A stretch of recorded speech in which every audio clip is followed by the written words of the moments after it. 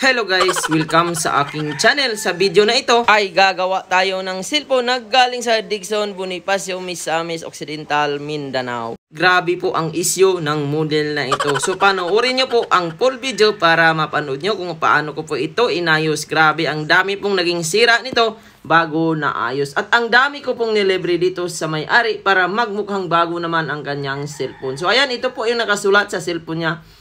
Good day, idol. Paki-unreboot po kasi deadboot at hindi natatouch, saka umiinit daw ang baba. So, pakibasa na lang po. So, ayan, pinadala niya po. Ayan, ang nangyari po dito. Grabe, nakailang pagawa na siguro ito. Ayan, kung napapansin niyo po, yung casing niya, puro gas-gas na.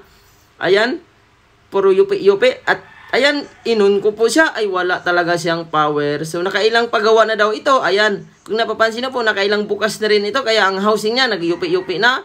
Ginamitan ng metal at ang nangyari dyan sa mga gilid-gilid niya ay nangabakbak na. So ayan, sinubukan ko po siya i-charge ay wala talaga siyang power. So grabe ang layo po nito. Galing po ito ng Mindanao papunta ng Maynila para maayos. So ayan, umpisa na natin. So kung napapansin niyo po, yung lagayan ng SIM card ay butas na. Yung mga casing niya, grabe, nagsisira-sira na talaga dito. Ayan, kung napapansin niyo po, pati yung mga screw nito ay kulang-kulang na. Ang dami pong kulang ng screw nito. Halatang ilang beses na po talaga ito binuksan dahil ang mga screw po nito ay grabe, nagsilustrida na. So, ayan, tatlo na lang yung screw na tira. Tanggalin natin yung fingerprint. Ayan, ito po kung napapansin niyo po, meron ng hinang sa board. Tanggalin natin yung mga flex. So, ang naging issue po pala nito, patay, tapos hindi natatouch ang screen. So, ayan, tingnan natin, i-check natin yung board. So, ayan, kung napapansin nyo po, halata na po talaga na nakailang gawa na po ito. At, ayan, chinik ko rin po yung CPU. Ginalaw na rin din ang CPU nito. Pero okay lang naman yan kung ginalaw ang CPU. Basta, hindi lang pinaputok. So, ayan, kung napapansin nyo po, ayan, yan po yung hinang. Meron na pong hinang sa board. Ayan, pati yung housing niya ay nangingitim-ngitim na talaga. So, nabasa din daw pala ito. Ayan, ang una kong ginawa dito, binuhay ko muna siya para malaman natin kung ano pa ang ibang mga sira nito. Grabe, ang dami pong sira talaga nito nung naayos ito. So, ayan, unang ginawa ko, binuhay ko muna siya. Ayan, tinanggal ko po yung ano na yan, sa ilalim po yan. Diyan ko po ginalaw para mabuhay ang patay na cellphone. So, ayan, nilagyan ko po ng flux. At ayan, sa mga previous video natin, ina-unreboot natin yung mga ganito kasi deadboot. So ito, napakalayo po ng lugar nito ay kailangan talaga na sureball ang gawaan natin. So ayan, na-i-plot ko po yung maliit na IC para maging normal na po siya. So ganun po ako mag-unreboot. So ang dami na pong ginawa natin ito ay wala na pong bumabalik ang sira. So sa gusto magpaayos ng mga ganitong sira ay PM lang kayo sa aking FB page, Julpon TV Official New Page. So ayan guys, ibinalik ko rin yung caps. Ayan, malaman po natin mamaya kung mayroon pa bang ibang sira kapag nabuhay ito. So ayan, linis ko muna. So, sa dami na pong ginalaw dito at sana mag-success po ang ating gawa. So, inooperahan po natin ang loob at sana panoorin nyo po ang dulo ng video kung gaano karami ang sira nito. So, ayan, i-charge muna natin. Tingnan natin kung lalabas ang kidlat para mabuhay at makita natin. Ayan, lumabas na po siya. Kung mayroon pa bang ibang sira. So, ayan, sobrang drain po nito dahil maabot po ito ng lagpas 1 week bago dumating dito dahil hindi agad na i-deliver ng Flash Express. So, mura lang po ang Flash Express kung magpadala po kayo. So, ayan, lumabas na po yung Poco logo at sana okay pa ito at i-on na po natin yan. So, ayan, 1%. So, ito po yung naging issue niya. Hindi daw matouch ang screen sa bandang baba ay umiinit tuwing nag-o-on siya. So, ayan, i-check natin kung magta-touch pa ba siya o hindi na. Kasi, good naman ang screen. Merong display, walang basag. At ayan, i-on na po natin para ma-check natin kung sira ba talaga. Yun kasi ang sabi ng may-ari bago pinadala ay hindi matatouch. So ayan, kung napapansin nyo po, wala po talagang reaksyon ang pinaka LCD screen. At na-reset na rin pala ito ng may-ari. Ang akala siguro niya makuha sa reset ang hindi nagtatouch. So kung meron po kayong unit para wala pong mabura, kung hindi po matouch ay wala pong kinalaman sa reformat. So ayan, ang ginawa ko po dito, tinesting ko muna ng bagong LCD, brand new replacement. So i-check po natin kung sa LCD ba talaga dahil nabasa po ito. At ayan, sinalpa ko na. Yan po yung brand new replacement na LCD at i-on natin. Kung ito po ay magtatouch ay ibig sabihin wala sa board ang tama, nasa LCD lang. So ayan, i-on muna natin at huwag kayong kukurap, i-test na po natin. So ayan, lubat po ang battery niya kaya medyo mahina ang ilaw, low lights. So ayan, nagtatouch po siya. Nagre-react po ang touchscreen. Ayan, kanina wala pong reaksyon ang touchscreen, ngayon meron na po. So ibig sabihin, nasa LCD talaga ang tama. May tama din po talaga ang LCD, pero yun talaga ang usapan namin dito, papalitan po ng LCD at gagawin po ang patay na cellphone. Kaya lang, ang dami pong naging sira. So mamaya, alamin nyo po kung paano ko pinaganda ang cellphone na ito. Una, binuksan ko muna yung baba at ayan, kung napapansin niyo po, loose thread na talaga ang mga screw sa baba. Kaya gumamit ako ng pang loose thread na screw. So ayan, sobrang tigas po baklasin dahil na ang screw po nito ay nabilog-bilog na po. So siguro wala pong gamit ang nagbaklas nito or baka yung mismong may-ari lang nito na wala ang gamit. So ayan, kailangan gumamit po kayo ng star screw. So ayan, tinanggal ko muna yung battery. At sinubukan ko, ni-repair yung LCD niya kung baka magawan pa ng paraan para mas makatipid ang may-ari. Dahil original screen pa ito at sana magawa natin ng normal. So ayan, tinanggal ko muna yung board at nirehet ko po yung pinaka-screen, tatanggalin natin. At ayan, yan po yung ilalim niya, sobrang dumi na talaga. Dahil siguro nakailang gawa na ito at nakailang baklas na ito.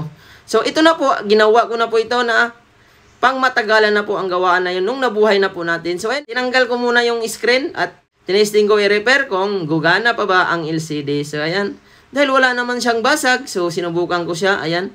Kung napapansin niyo po, sabi po ng may-ari na basa daw po ito. Pero, ayan. Tiningnan ko po yung screen, wala naman basa. So, ang ginawa ko, nilinis ko muna pati yung connector at yung ilalim kung mapagana pa natin ang Orig LCD. So, ayan. Binakbak ko po yan. Connected po yan sa touch, yung mga pisa na yan. So, nilinis ko po. Ayan, binabrasan ko siya at gumamit po ako ng thinner at binulower ko po lahat. So, sana mag-touch ba ito para mas makatipid ang may-ari. So, ayan, test na natin. So, original LCD po yan. Sana mag-touch. Kung hindi po mag-touch, ay papalitan na po talaga natin. So, ayan. Napakasimple lang po yung ginawa natin. So, ingat-ingat din po sa pag-angat ng LCD dahil pwede po yan mabasag. So, ayan, test na natin. I-on na po natin. Ayan. So, hindi po nasira yung screen kasi possible yan. Pag nagkamali din po tayo ng angat, ay possible na magkaguhit-guhit yan. At ayan, tinest na po natin. Ayaw talaga mag-touch. Wala pong reaksyon ang LCD talaga. So, ang kailangan po dito ay papalitan na po talaga ng LCD. So, ayan, tinanggal ko yung battery. At yun, ito po yung pangalawang sira na nakita natin. So, ayan. Palitan na lang po natin ng LCD dahil napakalayo pong lugar ito. Galing pa po ito ng Mindanao para satisfied naman ang may-ari. So, ayan, replacement po ang LCD na ilalagay natin. Wala po tayong stock na original na galing sa unit. So, grabe, sobrang linaw din po ng LCD nito. Panoorin nyo po ang dulo ng video kung gaano kaganda ang replacement ngayon na LCD ng Poco M3. So, ang kaparehas po na model nito ay Redmi 90. So, ayan, install ko muna yung screen. So, tinest na po natin yan kanina. Gumana naman siya. Wala nang problema. At ayan. So, ganun lang po maglagay ng LCD. So, meron po yung flex doon sa baba. Connected sa charging pin. Marami pong nagtatanong, hindi nagcha-charge ang cellphone nung nabagsak, umangat. So yan, ito po yung naputol yan, yung bandang baba. So connected po yan sa charging, speaker at mouthpiece. So dapat ingatan nyo po na hindi mahuhulog ang inyong cellphone kasi once na umangat po yan at maputol ang ilalim ay hindi na po talaga yan magcha-charge at wala nang tunog ang inyong cellphone. So ayan, ito po yung battery niya, wala na pong dikit. So nilagyan ko po siya ng dikit para in case mag-uga-uga or mabagsak-bagsak man ay hindi po mag-alog-alog at iwas putol ang flex ng battery. So ayan. Yan po yung speaker niya. So, nilinis ko na rin, libre. Para naman mas satisfied, nagpapagawa sa atin. At sana, suportahan nyo rin po ang aking channel. Huwag nyo pong kalimutan mag-like, mag-share, at mag-subscribe sa ating video. Ayan, tinesting ko siya i-charge. Ayan, normal na. Wala nang problema.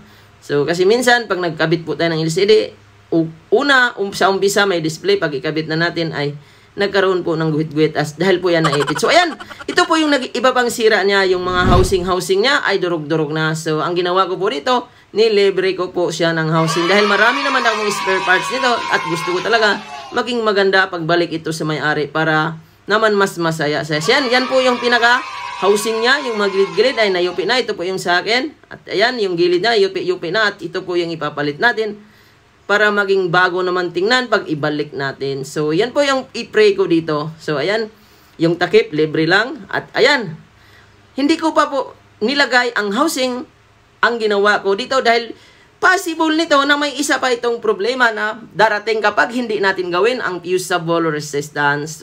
Para magiging maganda talaga ang takbo ng cellphone ay ginawa ko po ito ng libre para naman hindi na magkakaroon pa ng ibang issue ang unit na ito. So, ayan, gumamit pa ako ng tingga at yung fusible resistance, dinirect ko na siya. So, hindi po ito delikado. So, marami nagsabi na delikado ito kapag ganito po ang pagkagawa nito at hindi na talaga magkaka-issue pa ang inyong unit. So, ayan, kasi po possible nito na magpapatay-patay ito kapag hindi inayos ito. So, para maging satisfied dahil napakalayo po nung nagpapagawa nito, ayun, nilibre ko rin po ang paggawa nito.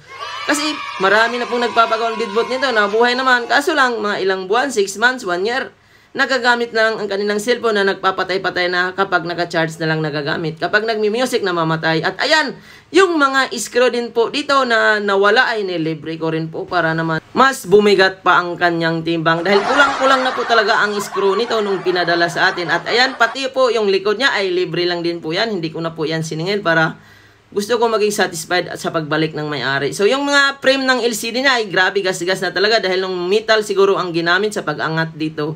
Kaya hindi ko po napalitan ng frame. So, dinaritso ko na yung pagpalit ay yung back housing lang. So, ayan.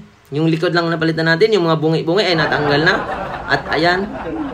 Huwag nating kalimutan kapag nagpalit tayo ng LCD ay yung pinakatakip ng airpiece. O, ayan, kasi doon po magsimula na madudumihan ang harap ng camera. Magiging malabo na katagalan dahil napapasukan ng dumi. So, ayan, tikitan na po natin.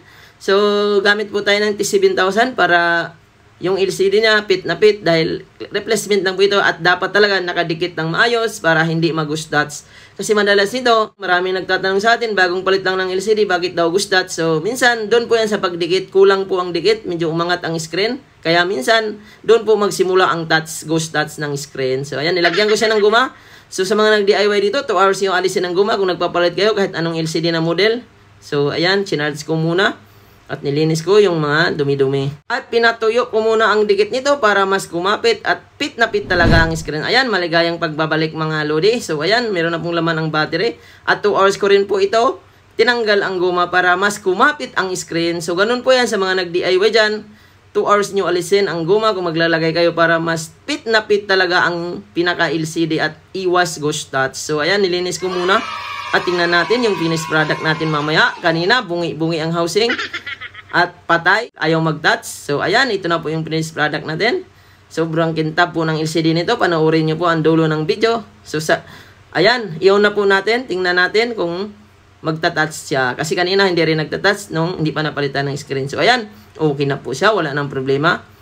So, ayan, dahil na-reset po ito, hiningi ko po yung password ng may-ari. Ayan, hindi po tugma yung password niya na binigay sa akin.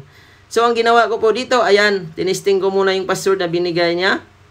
So, loading muna siya dahil sinit up natin sa pinaka-menu. So, ayan, kung napapansin nyo po, meron pong Google account. So, ang ginawa ko po dito, kinonect ko muna siya sa Wi-Fi at in-enter ko yung previous password niya para mapunta sa menu. Pero, ayan, ito po yung nangyari. So, na-connect na po natin sa Wi-Fi at tingnan natin kung yung password na binigay ba niya ay tama ba. So, ayan. In-enter ko po yung password. So, ayan, loading muna. So, binigay po sa akin yung old password, pero in-enter ko po ay hindi talaga gumana. So, ayan, try again, puro try again lang. So, ang ginawa ko dito, binaypass ko na rin. So, libre lang din po ang pag-bypass ng pinaka-Google account. So, ayan, ang ginawa ko po dito, binaypass ko. Free lang po ang pag-bypass nito, manual lang po ang ginamit ko. So, ayan, tanggalin muna natin yung Wi-Fi. So, ganun po mag-bypass ng Poco M3. Basta version 12 pababa. So, ganun lang kadali. Pwede na kamay-kamay. Hindi na kailangan ng computer. So, ayan. So, nag-install po ako ng pattern. So, ganun lang kasimple. Tapos, ayan. So, sinet ko lang yon. Ganun lang po mag-bypass nito. Ayan. Kinonek ko sa Wi-Fi. Kanina, walang Wi-Fi. So, ayan. Kinonek ko ulit para yung password na nilagay natin ay pwede natin yung gamitin ulit sa pag-bypass. So, ayan. Ganon po mag-bypass. Basta 12, version 12 pababa. So, madali lang po. Pwede na kamay-kamay. So, ayan. Ayan, kung napamansin niyo po, yung in-install ko po na password ay pwede natin i-escape. So, ayan. So, ganon po mag-bypass. Basta mababa lang na version. Sa mga latest version nito, 14 patas, ay hindi na po kaya ng manual. So, kailangan po ng computer. So, ayan. Sinit up ko na po siya. Tingnan natin kung mag-menu pa ba siya. So, yun po. Na-bypass na po natin. So, sana mag-menu na para mas... Ayan, kung napapansin niyo po, nilibre ko lang din po sa may-ari ang pagbabypass dito kasi kung tutuusin, 300 dapat ang bayad niyan pero hindi ko na po yan siningil. So, ayan, libre lang po. Ang dami nating nilibre dito. Yung housing, yung paggawa ng fuse ay libre lang. So, ayan, version 12 pa lang siya. So, mababa pa siya. So, sa mga version 14 nito, ay hindi na po pwede yun. Kamay lang. So, ayan, in-turn off ko po yung password na nilagay natin. At ayan, para walang password pagdating sa may-ari. So, ayan, normal na. At chinik ko po lahat. Ayan, i-check natin yung keyboard. So, bagong LCD na po ito. Ayan. So, normal. Sobrang soft touch po talaga ang screen at napakakintab po ng LCD nito. So, ayan, tanggalin ko po mamaya. May plastic pa po ang screen nito. Sinubukan ko muna sa camera. So, yung camera talaga niya ay hindi na ganun kalinaw dahil nakailang Backlash na rin po ito. Nabasa din yung pinaka-camera. So, hindi ko po pinalitan ng camera. So, kasi nagka-camera naman. So, marami na po tayong nilibre. Ayan, ang harap medyo malinaw siya.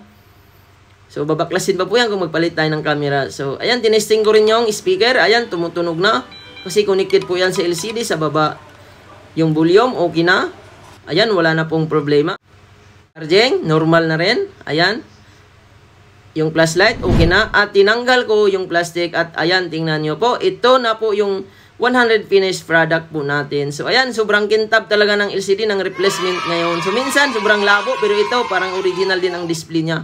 So, bibihira lang po ang may deliver na ganito kalinaw. So, minsan may mga malalabo at ito naman, napakalinaw. At ayan ko, yung housing po niya, yung mga pingas-pingas kanina ay nawala na. Na-solve na po natin ang issue at gumanda na ang kanyang unit. At sana suportaan nyo po ang aking video. Huwag nyo pong kalimutan mag-like, mag-share at mag-subscribe sa ating video. Maraming salamat po sa inyong panonood. Shoutout muna tayo dito. Ayan lahat at sa lahat ng ating viewers na nanonood ngayon.